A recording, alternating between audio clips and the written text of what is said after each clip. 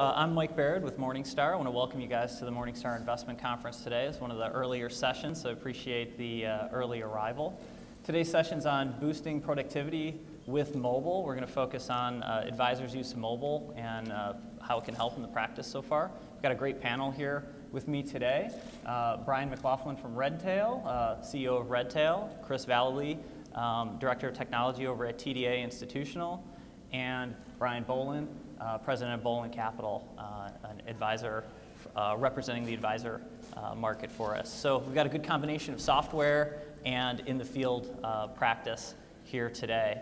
It's going to be panel style where we'll ask questions and talk through different aspects of mobile and how it impacts you. Feel free to ask questions as we go. We will have some time at the end for some kind of concentrated Q&A. But if you feel during the context of some of the different topics that we talk about that you've got a burning question to ask, just go ahead and raise your hand. We'll see if we can see it through the lights. There's no microphones out there, so we'll make sure that we repeat the questions and so forth. But feel free to make it interactive. I'm going to go ahead and start off and introduce the panel. I'll let them actually introduce themselves and kind of what their role is relating to mobile. I'll go first. As I said, I'm Mike Barad. I head up our product components and services at Morningstar, which includes mobile strategy and mobile app development. Brian? So, hi, good morning. I'm Brian McLaughlin, CEO for Redtail.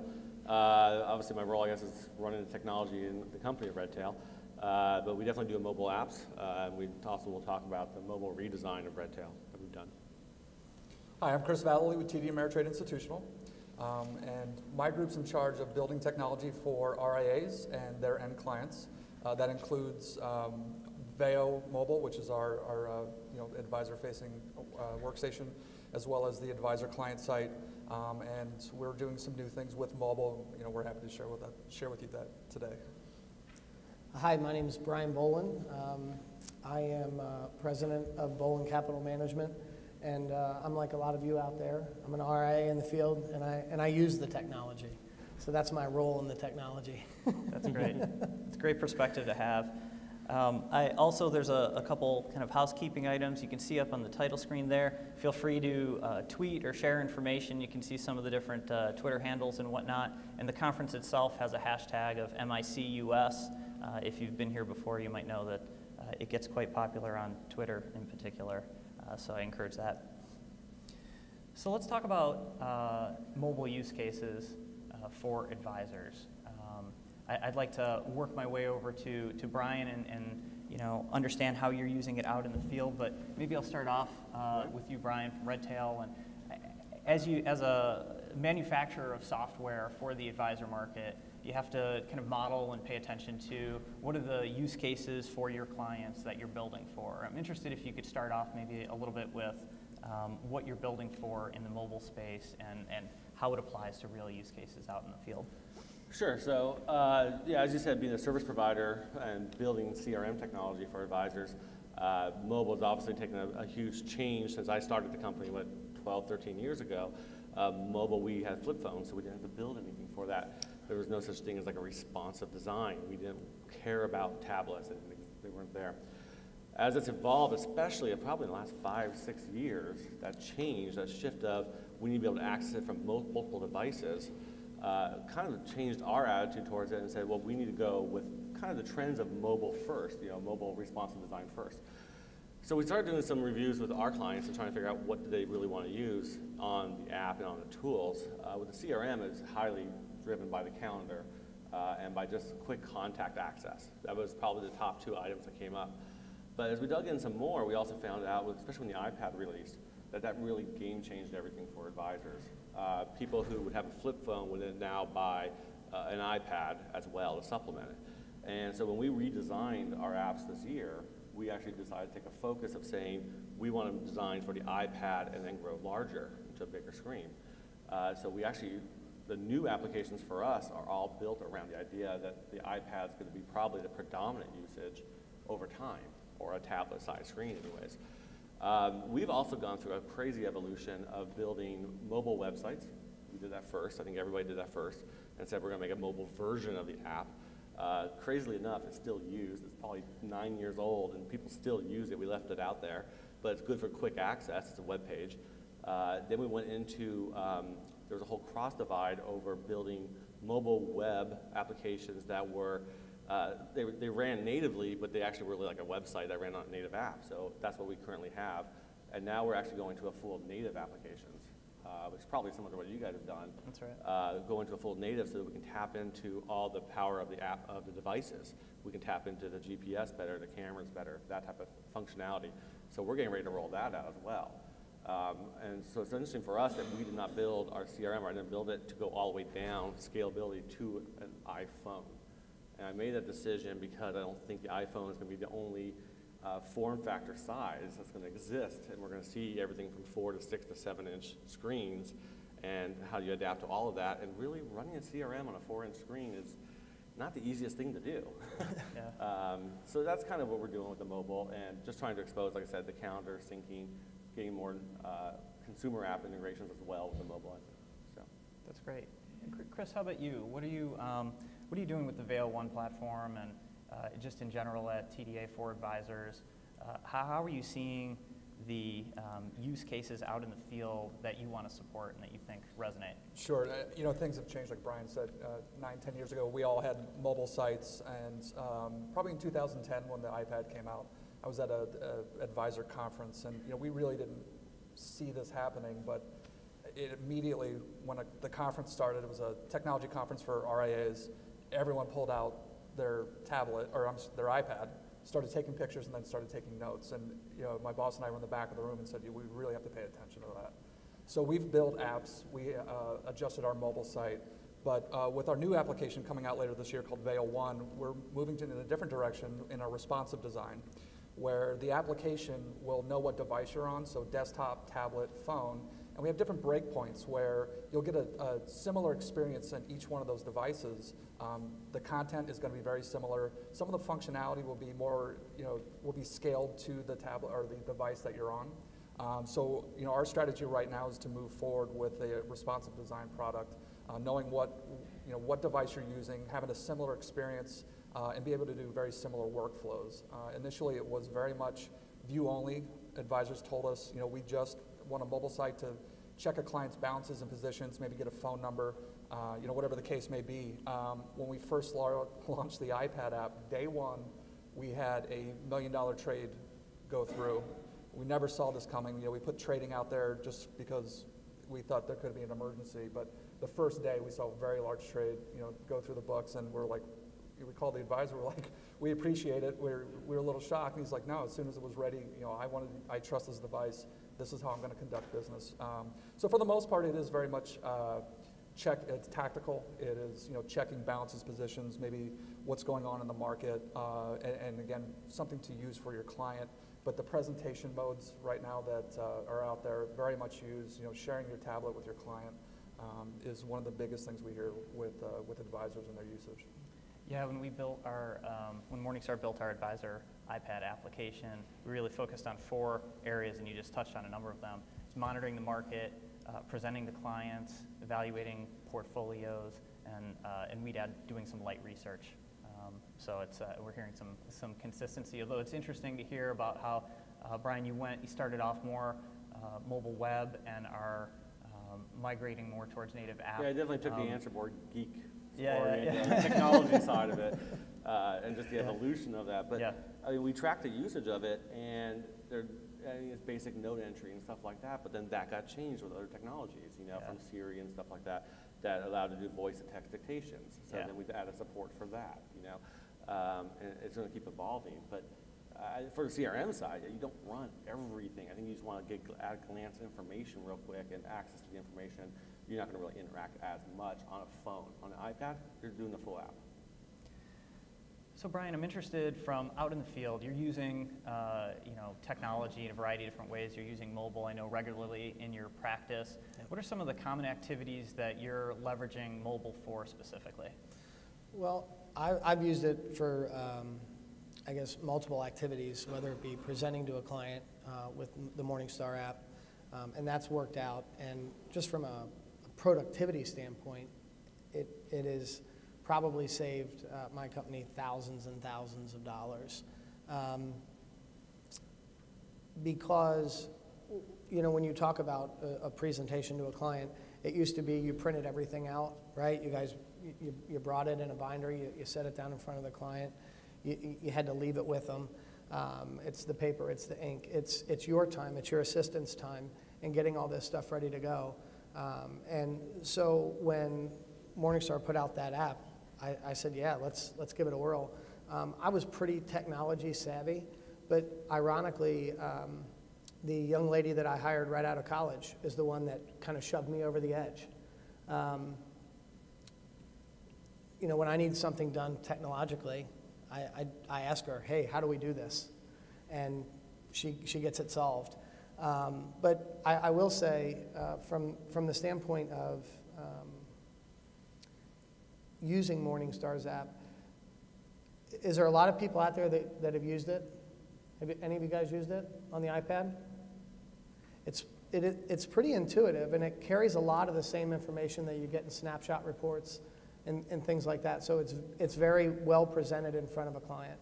And that's really where I spend the majority of my time on that app. Not so much doing stock research. I'm gonna do that back at the office when I have time to do it.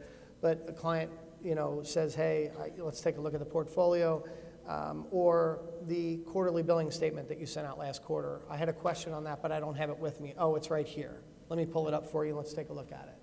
Right? So it's very intuitive, and it works, I guess, is the bottom line, right? So that's how I've used it. I've used some trading apps on my phone that my custodian has put out, but usually on a rare occasion. Okay. Have a slide here that is from a recent survey and just talks about what are some of the top considerations advisors have when investing in new technology broadly, so not just mobile specifically. And you can see what Brian's talking about right at the top of the list. There's some productivity gains and there's expected benefits to the client. I'm interested, you mentioned a couple things they're presenting in particular, which is I think is a huge use case. But then also just not having all of that paper, not having to send out so many reports, not having to bring so many things with you. Do you feel like you've had measurable, I'm sure you can't measure it here today, but do you feel like there's been measurable gains in cost savings and postage and printing and things like that? Are you doing a lot less of that type of stuff? It's absolutely huge, and it's not only with the mobile app. When I use the Morningstar Advisor Workstation and the client portal where you can have all your quarterly reports emailed that I send out.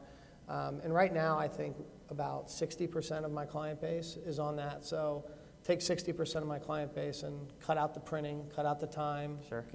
Cut out the postage, and it all comes in an email. And that's the same with client meetings, right? As an advisor, I think most of us want to spend time in front of the client. That should be our goal. We are there to serve them. So if I can cut down on all that other administrative stuff and have it all right here, right now, it makes my job easier. Right. I think we'd all agree that our job on this side is all to put the technology in your hands to get advisors focused on the types of activities that just make you most productive. That's spending more time with clients. And I can assure you that us advisors will continue to complain until you guys get it all right. There's work to be done. You mentioned a little bit about what you do back at the office versus what you do mobile. I'm interested in all of your perspective on kind of the role of mobile devices, whether we're talking about smartphone or tablet, versus a more traditional PC, whether it's the desktop or the laptop. They serve different needs. The laptops are getting lighter and cheaper. Tablets are getting more powerful, and you see a little bit of a convergence where they're very, very separate a few years ago. You see them converging a little bit, but still some pretty unique use cases in these regards. I don't know, Brian, if you have a thought on that. Do you want to talk about advisors specifically or just in general? I think just in general. Fine. Just the I think I'm maybe a little bit different unique use case here than the advisors in the room. In that I'm a road warrior. I'm on the road about 200 days a year, so I'm constantly mobile. As far as using like all the different platforms, I think I have everything. If you were to go sit at my desk, I actually have a Windows 7 box and a Mac Pro, so that's a desktop for the Mac. I have both. I carry a MacBook Air as well for traveling at home, right? So I don't have a desktop at home, I use my laptop. I have an iPad, and then I'm obviously an Apple fanboy, so I go right down the list to the Apple Watch. So I'm like wearable all the way down to desktop, I think. And they all serve their different purposes, right? You take the desktop environment. When you're at a desk, it's nice to not have to sit on a laptop screen, laptop keyboard. I like to have the full experience. So I have a full mouse, a trackball, all that type of stuff. And I really wanted just the technology that was so seamless that I could literally step up, walk away, go on a trip or go home, take the laptop, open it up, and everything was just there. Then it would continue on. I'd get onto my plane, and now you have Wi-Fi on the planes constantly, so I can stay connected 24/7. And being a tech CEO, you have to be 24 connected. So I flip on the iPad, log onto the Wi-Fi, everything's still connected. And then I come to some place like this, where I'm going to walk around a conference exhibit hall for a couple days and stuff like that. And now I'm on phone and then watch. And I think the watch was even real interesting. The wearable discussion could be a whole different panel if we wanted to do that. But where that takes us, where we can have conversations without staring at your phone all the time and still get information. It's really cool. So that's how I use this whole thing. I think the important part when you factor it all in is that continuity of service and data. So it's always available on any device at any time. And so that's why there's even some apps that do that as well. That's why we try to make our apps available at any time, any place, no matter what device you pick up today. Yeah. And I think that's the key to a successful implementation of the hardware and all that. Chris, is it as simple as screen size as you were mentioning before, or do you get into the hardware and the app ecosystem and that kind of decision when you're building software? It's not even the hardware that we consider now. It really is the client experience. I mean, the user experience is key, and that's what drives us. Like Brian, I have one of everything, minus the watch. He beat me there. But when I'm on a PC and I have things that I want to do, and then I take my Mac home and I get back on, and I can't do it because it's not for the device, or the hardware doesn't jive. It drives me nuts, right? And that's a user experience issue. Something that, especially internal apps, things like payroll and HR work and whatever I have to do. So those are often behind the times when it comes to the new trends in technology. And as a user, it drives you crazy. So when we build technology for advisors, for their clients, that's really what we're trying to focus on, especially now. Things have changed so much over the last 5 years, like we've all said. So for us, it's a user experience. You have to have something intuitive, something that's pretty to look at, but that is effective and informative, and it still does the job, right? Pretty pictures aren't enough. Pretty graphs aren't going to do it for you. So for us, the workflow that RIAs have to go through on a day-to-day basis or month-to-month basis, we really try to consider that as we're building new technology. So it's that user experience, and then our customers, it's that expectation, and we're bombarded with new technology, and our expectations are set higher and higher because of everything that's coming out from, a device that's a month old that everyone seems to love, to just getting my work done and getting it done in an effective manner. So, advisors are turning and using technology to become more effective. So we have to consider that as we work and build new technology, and as we partner with Morningstar, Redtail, the vendors that are in advisors' offices. It's unacceptable to have the siloed applications that don't talk to each other anymore. And I both Morningstar and Redtail have been great partners with integration and really trying to do the right thing for advisors. Brian, I know you have a tablet, you have an iPad, right? Mm-hmm. So with the iPad, are you starting to extend that further and further into laptop realm? Are you connecting it to cellular so it's always connected? Do you add a keyboard? Like, how far do you go with it, and where does it stop, and you switch over to your main desktop or laptop? Sure. So when I went out and bought an iPad for my business, right? I went great guns, and I bought the case that folds up, and you have a keyboard right there. So I thought it was just pretty cool. But as it turns out, it's super effective. I can type notes faster than I'm sitting on a screen typing, because again, you're used to that keyboard feel. It kind of gives you that fuller experience. And most of the time on the iPad, I put the iPad away when I'm in the office. So when I walk into my office, the iPad gets plugged into a charger and my laptop serves its purpose. Now, part of that is because I'm 3/4 of the way blind and too proud to wear glasses all the time. So I prefer to stare at a monitor this big, right, as opposed to one this big. It's not because the iPad can't do it, but I've also extended the iPad's use where we used to do all paper-based applications. When you're working with a client, getting a new client signed up, there are great things that you can do on that iPad with again, other applications. Have clients sign right on the screen, immediately forward that signed application up to my assistant and have her electronically submit it to the custodian, and the account's open just like that. And those are the types of, I guess, productivity gains, if you want to call it, right? Yeah. Make a difference, right? So you can say, this account will be open for you tomorrow, Mr. and Mrs. Client. We're ready to go. Wow. I mean, that's impressive to them. It's not fill out this stack of papers, because we all know what kind of stack of papers we have to hand out, whether it's an advisory agreement, et cetera, right? There are so many things out there that we have to provide our clients. So to be able to say, sign here, sign here, sign here, and sign here, and I'll take it with me right now, and it'll be submitted and up and rolling, in 2 days. That's a pretty powerful thing. That's awesome. Let's talk a little bit about tablets and smartphones in particular. I have another slide up here, just getting back to connecting the tablet to do more for you. We had a survey of Morningstar advisor users, and 57% of them suggested that they connect their tablet to cellular at some point. So, many folks got the cheapest iPad they could when it first came out, and that's Wi-Fi only.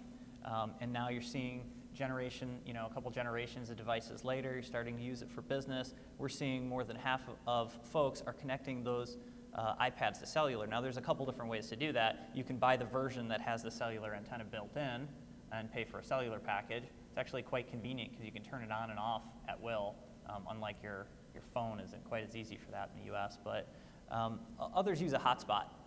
So I use a hotspot, so I'll have a hotspot that powers my laptop and my tablet and so forth. But you're seeing more and more advisors connecting to cellular, using keyboards, extending the use of the tablet. And then pretty interesting, so 66%, this was from the tech survey from financial planning not too long ago, 66% of advisors surveyed said they use their tablet for business, and a pretty high 78% of folks who use a tablet for business are using an iPad, using Apple's version of the tablet. Now, this actually flies in the face of general market trends. If you were to look at global market trends, and we'll talk about that in just a little bit, they're very, very outsized for Android over Apple on the smartphone side, and it's still about 2-to-1 Android over Apple on the tablet market. But what we're seeing is advisors are preferring Apple, and they did from day one, as you guys mentioned. You could. Is it because of the apps, though? So, there's a couple the apps that are available, right? So there's an app ecosystem, yeah. And to start off with, Apple had the best ecosystem, but Google's caught up. So there's the hardware and there's the software, but typically I'd say that the device, Apple devices in particular, are premium priced. They offer great user experience, and the sub-market that we're serving, whether we're talking about financial advisors or the clients that advisors serve, individual investors, that's a more affluent market than the general population statistics that you would see. So when you see Android dominates the market, that includes students, it includes my 10-year-old, my 12-year-old, it includes emerging markets, it includes a lot of different, a very diverse set of folks. But we're seeing more Apple use, especially on the tablet side. Are you guys seeing the same thing in your businesses?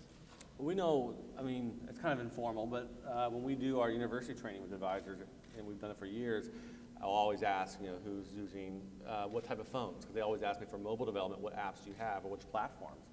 And for example, we don't support like the Windows Phone. Right. We don't have an app for that. And every month we go out there and I ask them, how many of you in a room about this size have a Windows phone? Actually, let's just ask them right now. Let's do it. How many of you have a Windows phone? And that's the problem right there. And I'm sorry, I don't want to pick on you. Come on up. That was a proud hand raise, too. And there's always one or two. Should have asked about the flip phone, too. I don't dare ask about the flip phone. There's going to be one probably. Yeah. But, they picked that platform, but it's not common in advisors, which is interesting.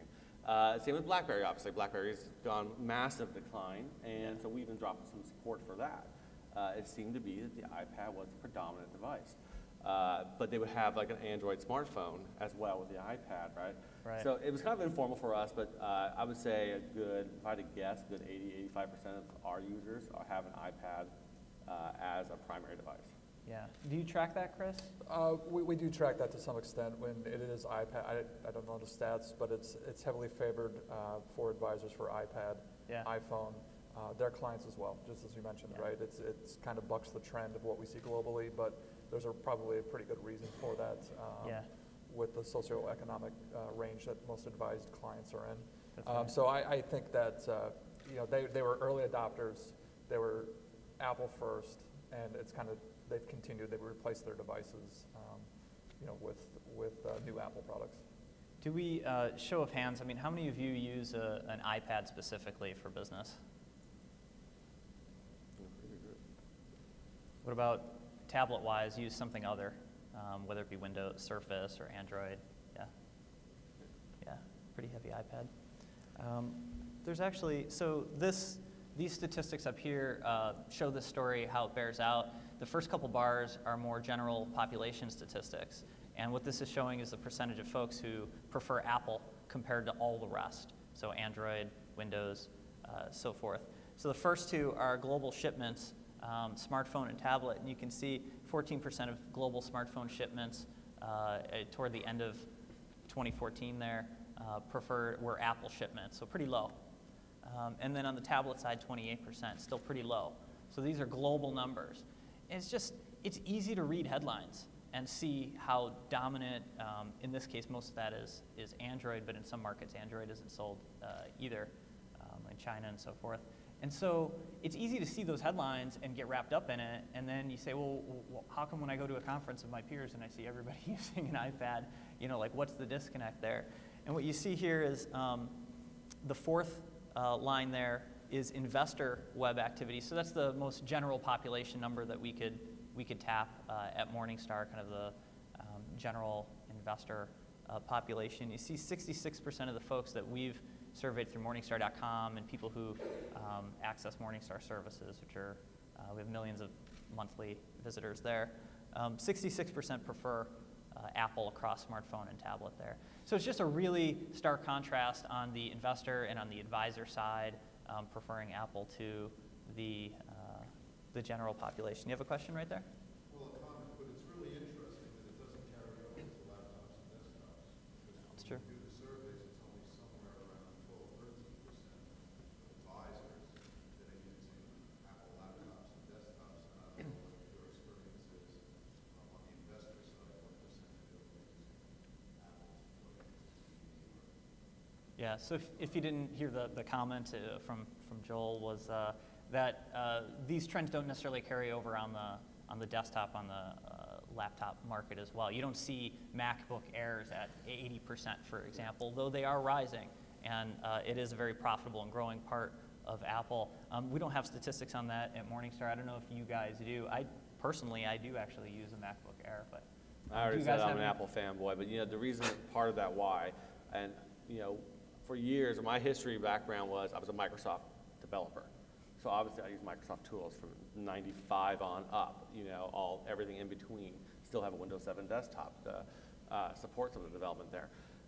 The change for me was the ecosystem of apps. And really, I think I mentioned is that the continuity and flow between all their devices was so important. I just couldn't get that, I didn't feel like, in the Windows ecosystem. So I think when you go that route, you end up buying everything. You end up going to the watch because you're just buying into that whole ecosystem. And I think you see it on Android as well. And you'll see even, like Joel was mentioning, on the laptop side, you'll see people lean towards like a Surface or something like that as an additional support device instead of an iPad. and those work really well then when you connect them. But it's just not as seamless yet. Yeah, that might change. The ecosystem's a big deal, and Apple's tried to do that with their desktop as well, but it's just not quite as sticky as on the mobile space. And so you can always find better hardware, right? I mean, that's a losing game is for these device manufacturers out there. They're always trying to leapfrog each other with the better hardware, and you get wrapped up in that. You get wrapped up in it, and the hardware also on the Apple side is a premium cost, like you said. I mean, so it's a different group of clientele they're serving. Especially in the desktop market. The desktops are insanely expensive in comparison to what I could buy at Costco or Dell.com or something like that. I mean, the ballpark is so wide on that one. And I also think that a lot of us build our business on a PC, right? Yeah, right. So just like the comfortable with iPad was first, and we had that first, and we're going to keep it. PCs again are cheaper, but we're familiar with it. A lot of our internal applications run on it, right?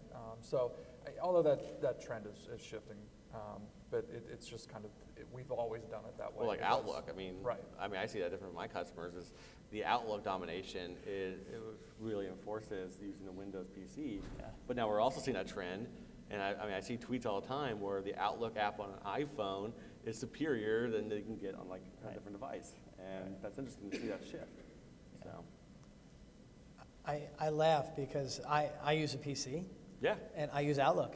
Yeah. And that's the predominant app. Yeah, absolutely. There's no reason I can't But use it's what I Word came on up Apple. on. I mean, to your point, right? It's what I grew up on. Yeah. And you're comfortable with it, and it works. You don't have to relearn it. My wife uses an Apple, swears by it, thinks it's the greatest thing ever. And I look at that screen like it has 4 heads. Yeah. And say, well, I don't even know how this thing works. How do you start your mail? Yeah. That's But a great comment because there's a learning curve there, right? So when I got into the iPad and using it a lot more for business, it took me a couple hours to really get comfortable clicking around in, for instance, Morningstar's app, right, or my custodian's app. But after that, it does become intuitive, right? But I think we're all a little bit naturally afraid, right, to go out there and do something new and say, why? Because this works over here. Why am I going to rock that boat? we're running into that in our firm. Yeah. I mean, with my employees, when we switch them over to a Mac. I mean, I just lived this a couple weeks ago with somebody, and we gave them and said, hey, let's switch you over to a Mac. You mainly do browsing work. I mean, but there was a fear of switching. And it actually took this person a couple of weeks to, convincing that the hardware is not that scary. But it's not even the hardware, it's the operating system and everything else. And it's just like, I'm surprised that still exists. Oh, yeah. After all these years, because it did, 10 years ago as well. Well, we're all human. We're stubborn. It's a question for any of you. I'm interested in your thoughts on technology for older users, whether it's your clients or whatnot. Is mobile technology and the adoption of mobile technology generational? What do you think, Chris? No, I would say no. I mean, I think the last 5 years has changed everything. My mother's 70 and FaceTimes with a kid. She FaceTimes with one of my children, and she Skypes with the other because my daughter has. My mom has both, and my daughter has one device, and my son has an iPad. So, no, I think that's all changed. I mean, we talked about this in the hallway where, late 90s, early 2000s, that was a different time. But now, everyone's adopting the technology. It is so simple to use. It's so quick to understand, and you can get comfortable very quickly with a brand new device. And if it's a tablet or an iPad or whatever the case may be, people are getting connected, and it's that connection that's really driving some of the change that we see in the industry. I've experienced the same thing with Skype, in fact. I have one client who's a little bit hard of hearing, so if I want to talk to him on the telephone, it's a loud conversation. And as opposed to doing that, he was having trouble. He said, Brian, Skype me. And I hung up the phone, and I looked at Meg and said, what's a Skype thing, right? She went to Staples, she bought me a camera, I stuck it in front of my computer, and literally 20 minutes later, there we were. And that's how I talk to him now. And it's easier for him because he reads lips, It's great from an advisor standpoint. You aren't in the room with them, but it's FaceTime. I mean, you're there. You're helping them with whatever they need. And again, that is our goal, right? We want to be the go-to for all of our clients for anything they need and interact with them any way they need it.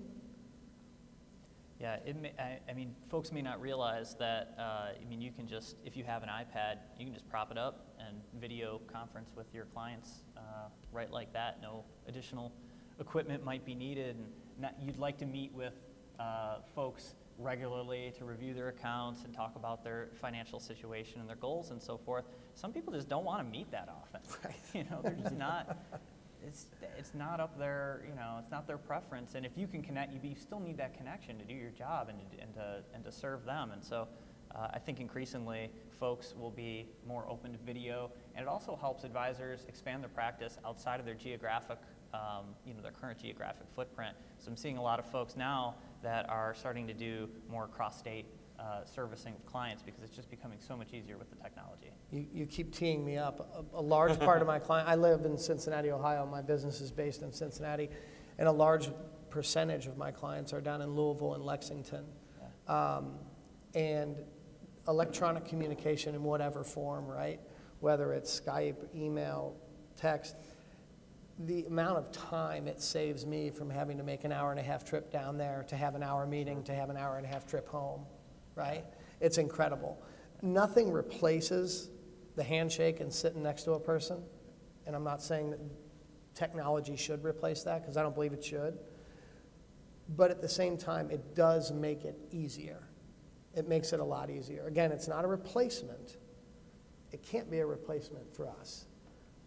What it can do is just make it that much easier for us to get our job done. I'd point out on the generational aspect, one of the things I routinely look at is the various different app stores and kind of what's performing well and so forth. If you go into the Apple App Store and for whether it's for iPad or even smartphone, and you take a look at the top ranking finance apps, so free, paid, whatever, but certainly on the free side. You know what dominates all the free iPad? There's quite a few finance apps. Banking. You know, you guys probably, you're like, oh yeah, I have my Chase account, I have my Wells account, I have my, you know, whatever, right? The banking apps dominate, and then you start getting into some of the brokerage ones and so forth. But the reason banking apps dominate that is because, first of all, so many people everybody has a banking account, but it's just so convenient. And this is not I'd suggest convenience is not generational. Everybody wants to, once you start learning that you can just take a picture of your check and deposit it at your, you know, at your bank or at your brokerage, you know, that you can store your money like that. You don't have to, saves you a trip. That type of convenience is, you know, it spreads like wildfire. And then it's funny that the banks are the ones that have, you know, this is not an industry that's traditionally innovated on that side, and they very much have. They're leading the way. And so now what we're seeing is more pressure on all the rest of related industries to deliver in that same way. So that user experience that you guys were talking about is so key, and I would just argue, you know, everybody at all ages, essentially, anybody that has enough money to cash a check, if they're not asking for it today, they're going to ask for the same type of convenience from all of us in those ways. Well, a big one that's interesting, I went to one of those, was a Finovate conference. Big there was mobile pay solutions. Yeah. And again, I experienced the same thing just inside my own organization. I mean, my organization is full of a lot of 20-year-olds, 20-somethings. I've actually witnessed them doing, Snap Cash, which is like Snapchat cash transfer, basically. And what they're doing is, you know, paying the person with them. Hey, you got me lunch. You know, you went and hit a restaurant, got me some lunch. Here's my $5. There's no $5 anymore. Right. That's what's really interesting at Gen is it's an app. It's using Square Cash. It's using something else like that, and it's instant. Boom, done. Got my $5. Walk away. You know, and everybody's happy. So that and banking falling right behind there. I mean, online bill pay. You know, how can I survive 200 days on the road without online bill pay? I don't know how I did it. You know, I guess I carried all the bills in my bag and, you know, went online and did them or something like that. I wrote checks, but now you can just literally do and walk around, just hit yes, pay it. You know, so there's a huge transition of convenience technology in that space. really cool. I want to talk a little bit about security in the mobile space. Was there any, I thought I saw a hand up earlier. Is there any questions before I move on? So I hear, one of the concerns folks have when any new technology or hardware in particular is how secure is it? Can I trust using this? Especially when you start connecting your client accounts to storing them or accessing something that has your client accounts from a mobile device, whether you're tapping into it from Safari or it's a native app or whatever. I'm interested in some of your thoughts on security. Maybe, Chris, we can start with you. Sure. Security is always front of mind for us. We, as a custodian, we have to be vigilant when it comes to security. And so, our mobile apps secure, and they when they're built, they're using the same encryptions, the same security measures that we use on our web.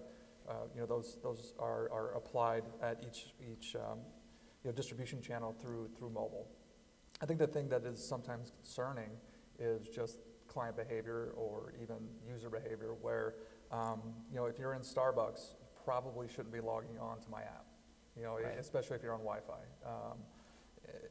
That can concern you, especially airports and things like that, where it's most convenient to, this is where cellular comes into place, but it's very convenient to log in, and we want you to be able to log in on the road. The concern is always, how are you getting to us? And so from that perspective, that's education to the user to say, let's not be at the Starbucks Wi-Fi and use to connect to us. Use your cellular network. Yeah. So that's the one concern. It's from the app perspective, we apply security measures and always are reviewing that. And I think it's just user behavior that it needs to be educated on. Yeah, the public Wi-Fi thing is enough. It should freak you out, and you should know what steps you can take to protect yourself. You mentioned cellular. If you're not familiar with what a virtual private network, a VPN is, and some of the services out there that can help you access when you're on a public Wi-Fi, be able to pass through that Wi-Fi with the type of encryption that you need and security that you need. That's another way to go. That's typically what I'll do is we have a VPN option through our firm, and I'll make sure to pass through that, make sure that everything's secure. What are your thoughts on security? Obviously, security is insanely important, obviously.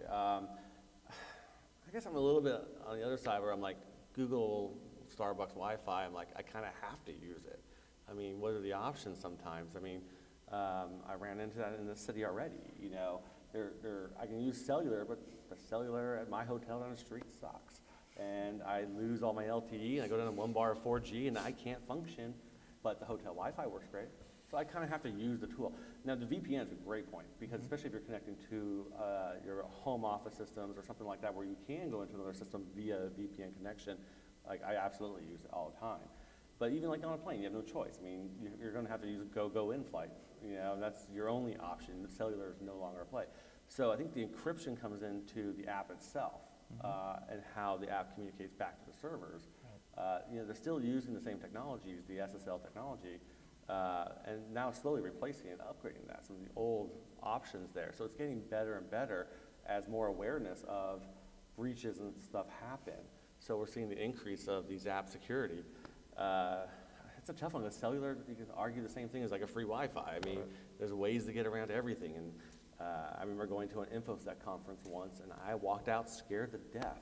And here I am, a tech geek in a software company. I'm like, you guys just really scared me. And it's like, I think you have to balance that with awareness of how you use it, where you use it. It's the same idea of walking up to an ATM, and you're not going to let the guy behind you see you type in your PIN number. Just some common sense, some common awareness of apps. You're probably not going to do a trade while you're buying your cappuccino. Right. It's probably a good idea not. Yeah, I'm on the same side. I'm on the same side with Chris in particular about like the user behavior. We can't control what bad decisions everybody kind of makes, but the security of a device, losing an iPad is the same as losing a laptop. Make sure you have a sophisticated passcode on it. If you're using an iPhone or something like that, the biometric, the fingerprint, that's a pretty good way to go. As long as you don't also have a 4-digit code that's 1111, right? So, you need to make some good decisions about locking, and protecting your information. And then if a firm like us is building an app, we can take advantage of the device and the encryption on the device and data encryption and so forth, and make sure that we're not storing information in any kind of bad way. So there's, it definitely comes down to how people use it. And Mike, I think you and I have a different perspective from Brian, because Brian has to be connected 24 hours a day, and you and I only have to be connected about 18 hours a day. That's right. That's right. I do shut down. I have to use all the different sources of ways to get that. I mean, we talk about cellular and stuff. Yeah, it was not. I had to get the cellular version of the iPad. You know, it was not an option. MiFi, yeah. I mean, I've been busted for walking around with my MiFi hotspot in my, coat pocket, using that because I couldn't get anything else. So, but the security device, but I think the security awareness in the firms is a big thing. We're seeing that. I mean, you guys are even doing stuff where it's security awareness to the advisors of how to use IT and security and what's important and how you should operate. And I believe, I don't know if Blaine's here, but I think Blaine Warren this afternoon has a session as well with Kartik and others. What's the name of that session, Kartik? Reaching the next generation of investors. And I believe he's going to talk a little bit more about security on mobile as well, so he'd be another good person to catch up with. Is there a question over there? Yeah, do you have any statistics regarding firms that require bring your own devices versus the alternative? Yes. Question was around statistics on bring your own device to work versus the firm providing the devices and so forth. I don't know I don't have any data on that. I don't have stats either as far as our clients are concerned. We just went bring your own device about 2 years ago. It's fantastic. I love it. So, and a lot of people have taken advantage of it from, the analyst position all the way up to the C-level. So for us, I thought it was a great. It's just that balance of lifestyle and work-life balance. So I thought it was a great addition to our company. Yeah, we offer both. We have company provided devices and bring your own device policy at our firm. I mean, certainly the trend is significantly towards bring your own device. I mean, that is not something that you're going to be able to hold back for very long, nor do I think it makes sense to. Yeah. Maybe one more question, and then we'll see if there's any more from the audience. Something fun to end on. You mentioned that you're an Apple Watch. I see your Apple Watch right there. Just tapping me. You're tapping it. Someone's annoying. I haven't figured it all out. Perhaps these guys might be tweeting. Anybody else have an Apple Watch? Yeah. Anybody here have an Apple Watch? Got one more. Yeah. Not seeing many. Any other smartwatches? Yeah, Moto X watches or. Oh, there we go. What do you have? I've got a Moto one just to see what it can do. Yeah, Moto. What kind of activity? What are your thoughts on the future of wearables, in particular for this space? I mean, what benefit are you getting? How do you think it applies? My opinions will be a month older, so I describe it to these guys that it's a great notification tool, I guess. It's how I'm seeing it right away. I have tried to use it. Let me give you all the use cases real quick. I've done a boarding pass on Delta, worked fine. It gave me a lot of looks at TSA. They didn't really like that. I went to the metal detector at TSA. That caused me to pat down. Had to take the watch off because it did set it off for some reason. So I had that problem. Twitter, responses, stuff like that, text messaging, fantastic. It's great for that. Also, I leave it you have all these watch faces. I leave it on the one that shows me my next appointment. What's my next phone call? It's nice that it tells me also the location field of the appointment right at a glance. But I can't add an appointment on here easily. I have to do it through Siri or something else. We talked about security. Security on the watch is great. I mean, if I hand it to anybody here, you can't use it. The second I take it off, it's locked, and that's a really cool feature. I have answered a phone call. It was a little weird, too. I did Beam me up, Scotty. It was I call it Inspector Gadget, but yeah, it was like, I did it in the Mall of America, and I'm fumbling for my phone, and my watch is sitting there tapping you, and I just looked at it, and you just hit OK. Well, it transferred to the watch, and you're talking to your wrist, and it was kind of a weird sci-fi kind of moment. When I got my phone out, though, the continuity of the devices was nice, because I could just swipe and start talking. That was really cool. Where's it going to go in this space? Notifications. I mean, the Uber app was really good for me today. That worked great. I think that notification, that glance feature they built in, where you can just get a quick snapshot of, hey, this is coming up, or this is important right now, is fantastic. I've loved it, especially for mail. Anybody who's marked as a flagged, I think the Mac Mail is VIP, is a little star, they call it. Anybody that's on there and messages me goes to the watch, not everything. I also learned to turn off 1 million notifications. So it was way over the top. And there it goes again. It's Twitter. It's Joel. You're right, Joel. Yeah, that's exactly what I just said. You're right. So see, I'll sit here and I'll hit favorite, and he just saw it. You know, that convenience, again, that convenience factor. Wearables, I think, is going to be massive. Google Glass, I think, it just was too awkward. It was too in your face. It's kind of creepy. Right? Yeah. And you're looking at this thing right on the side of somebody's head. And it was really cute on a little puppy online, you know, and stuff like that. But when I saw that in use in San Francisco once, and saw actually just real people just walking around with it, it almost felt awkward. Like, you didn't, are you photographing me right now? Are you videotaping me? Yeah. That caused a concern, I think, for people. The watch, though, is a totally different translation for how we just get information in real time, and the important information. And I think that's what's key about mobile. Fundamentally, at the end of the day, is to get the important information at the right time. In the wearable, I totally agree that the wearable space is going to be huge. I don't think we're going back on this. This isn't a fad. It's here to stay. But what's going to make it here to stay is when wearables start blending in. And that's what you were mentioning about Google Glass. Is it stood out, and it's only attractive to a very niche, user base that really wants to be on the front end of technology and show everybody that they're doing that.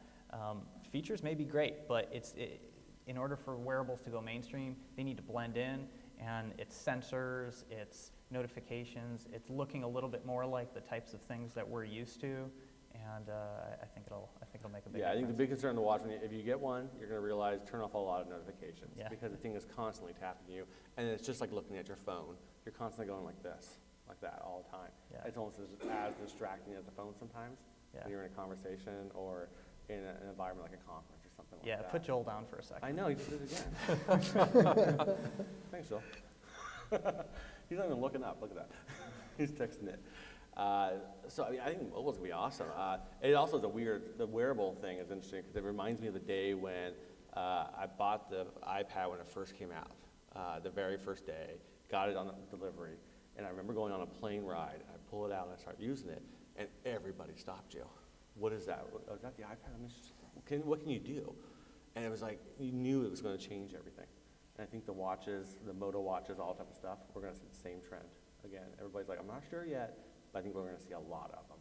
Yeah. I think it all comes back to the apps. Yeah, the right? ecosystem. What you can do with it, especially in this space. I think there's limited use. In the sense that, I'm not going to do any reviewing anything with a client right here, right? But the calendar concept, right? My next appointment, my next phone call. Hey, you got to meet Joe Smith over at Panera. Where's Panera, right? And there you go, right? So, I think in this space, I think wearables will probably be limited if you ask me, right? But or the apps or the wearables. Well, I think we would see the wearables probably, because I think it goes in line with the Apple, kind of the social economic group. Right. I agree. I think a lot of people will have the wearables. But what you can do from a client service standpoint, I think it'd be relatively limited because you're limited in screen size, really. Yeah. But in general, I agree with you guys 100%. I think wearables, we were talking about Fitbit, right? We were talking, Apple Watch, right? It's crazy popular. Yeah, it's all out there. They're developing shirts right now that will tell you, give you every measurement of your body, right? On Brian's probably wearing one right now. I was curious, are we able to trade on an Apple Watch or something like that, or a Moto Watch? Yeah, the retail has launched. TD Ameritrade Retail has launched an app right now. It just gives you, it bounces positions and order status, so it'll tap you that something filled in the market. But I personally, the first thing I'll say is I had no interest in an Apple Watch, but I've been hanging out with Brian for 2 days, and I'm a little jealous now. So I want to check Watch it out. envy? Yeah, I guess I do. So I kind of want to check it out. And I think from the industry perspective, you can't fight it. Again, I think we've mentioned earlier that the consumers are really driving expectations. Yeah. There's a big world out there of technology. To Brian's point, I don't think he's going to create a new account on his watch. Right. But if it can help his life personally with alerts and notifications and show him where to go, where his client's house is, it's probably pretty huge from a personal perspective. So I think the consumers are going to drive that. A lot of this is when done well, it'll be adopted. Well, we're about at time here. Are there any last questions before we wrap up from the audience? Go right ahead. For Brian Bolan, you mentioned having clients sign custodial applications on the iPad. Have you streamlined your onboarding process to include other things like agreements, ADVs, privacy policy, IPS, anything like that? Yeah, so in my firm, there's an advisory agreement that has to be signed along with the custodial account applications, et cetera, and I have all of those on the iPad. So I can bring each one up one at a time, sign here, sign here, sign here, and then just automatically just email them up to my assistant and say, get them whether we need them printed. We've recently gone all electronic in terms of our files, right? So, documents, submit them to the custodian. But yeah, all that's... Or pushed up to a blog somewhere, whether it's Morningstar. Right, so we keep everything in-house. We're not, what is it, cloud? Yeah. We're not there where we store everything. We keep everything in-house. So that's how we store it. And then we have, firewalls and things of that nature to protect it. But yeah, we save it all electronically. One last question. Go ahead. Yeah, I'd say probably a lot of us use maybe the iPad and the iPhone, but they're still using the Microsoft desktop and laptop. Would you say, is it a good benefit to switch to all one or another? And is there any positives or negatives to making that switch? Do you lose some useful tools or integrations if you don't have that Microsoft desktop or laptop? Well, I think we all said that we all have a mismatch of, we all have a PC, a Mac, an iPad, and a phone, and that could be, an Android or not. So I think the integrations between a lot of the Apple products and PCs are there. They're as far as syncing, and if you have to do that through iTunes or whatever the case may be, Outlook. For me, I prefer my Mac. I just do. But I have to use my PC in a lot of times. And a lot of times I have to use my Mac to virtual into my PC in my office. So I have the combination of both. I haven't found it to be a horrible experience to have all three. And I wouldn't mandate anyone to move to all one or all the other. And I would just add, just review the tools you use. If you're using mostly web-based applications and so forth, Outlook runs on all of them, so you're fine there. But if you're using something that has to run on Windows, you're kind of locked to that. Yeah, you probably want to leave it around, at that point. You can do all the virtualization, the virtual PCs, the parallels, all that type of stuff. That's all dying down a lot, though, because it's just not that much that is required anymore. It has to be only Windows. But if you have something there, that might be a reason to stay. The switch isn't bad, though. Yeah, Especially for a few years from now, you're going to see everything kind of going the direction that Chris's firm is going, which is, everything will run on a browser essentially. So it'll become less imperative from a desktop perspective that you have a Windows or a Mac. I prefer a Mac, but I wouldn't recommend that you don't have to go to a consistent Apple ecosystem if you prefer the iPad and so forth. Chromebooks, all that kind of stuff. A lot of people that build software kind of go by the mantra of build once, deploy everywhere. So, there's no need to have the Mac version, the PC version, and everything's mostly web-based. So it makes our lives a lot easier for just a user that, we don't have that great barrier that was probably there 10 years ago. So we have some box lunch, I believe, up at the main level near the registration area, I think is where that's going to be. So if you'd like to go up there, it's probably around 12:15 or so, that's going to start. I'd like to thank Brian McLaughlin, Chris Valleley, Brian Bolan for a spirited panel. Thanks, guys. Thank you.